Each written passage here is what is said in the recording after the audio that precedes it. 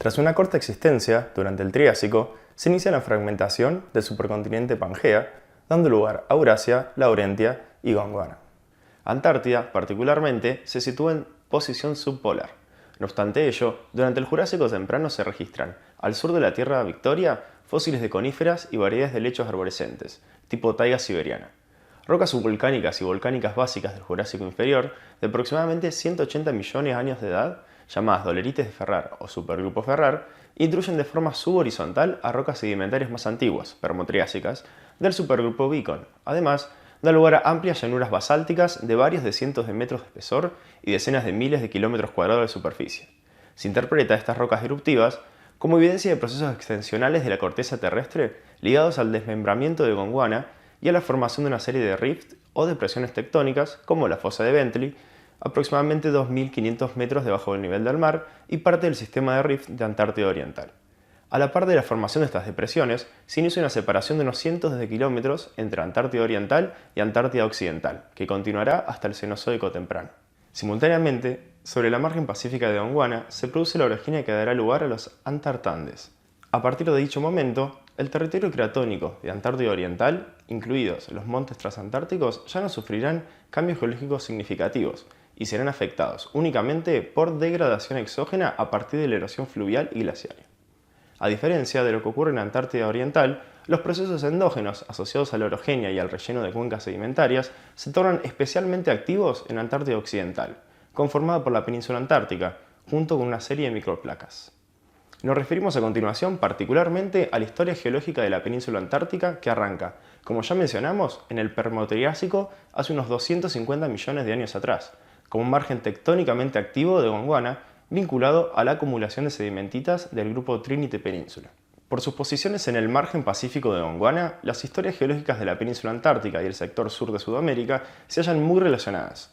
Ambas regiones responden inicialmente a procesos de extensión de corteza continental y luego a subducción de corteza oceánica bajo la placa continental de Gondwana. La cuenca que mejor registra los eventos geológicos de la península antártica es la cuenca de Larsen, cuyo basamento lo conforman rocas metamórficas paleozoicas y sedimentarias levemente metamorfizadas del grupo Trinity Península. La apertura de la cuenca se remonta al Jurásico temprano durante la actividad extensiva, rifting, que acompaña la separación de la península antártica de Gondwana y a la apertura del mar de Weddell. El relleno de la cuenca continúa hasta el Cenozoico temprano. En rojo se puede observar el arco volcánico y plutónico de la península antártica formado durante la etapa de sin rift y post-rift. En verde, la superficie que abarca la cuenca de Larsen sobre la margen este del arco magmático. Tanto el arco volcánico como la cuenca de Larsen permanecen activas hasta el Cenozoico temprano. Vinculados a la etapa de distensión de la corteza, sin rift, durante el Jurásico, hace 200 a 145 millones de años atrás, se depositan en distintos sectores de la península antártica sedimentitas continentales del grupo Botany Bay, Monte Flora Jurásico inferior. Entre los fósiles pertenecientes a dicho grupo, hallados en la localidad de Monte Flora, se reconocen plantas fósiles como Otosamites y Equisetum, fósil viviente, distintos grupos de coníferas, gimnospermas. Se trataba de plantas con semillas, bastante evolucionadas y diversificadas, aunque aún no existían plantas con flores, angiospermas.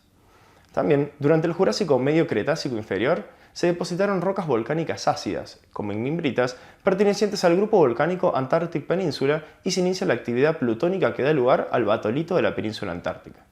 Durante el Jurásico tardío se produce un importante ascenso del nivel del mar, transgresión marina por subsidencia térmica, etapa post-rift de la península antártica, durante la cual se depositan los sedimentos marinos finos, arcillosos, tufáceos, de la formación Ameghino. En dicho momento, la península antártica conformaba un arco de islas.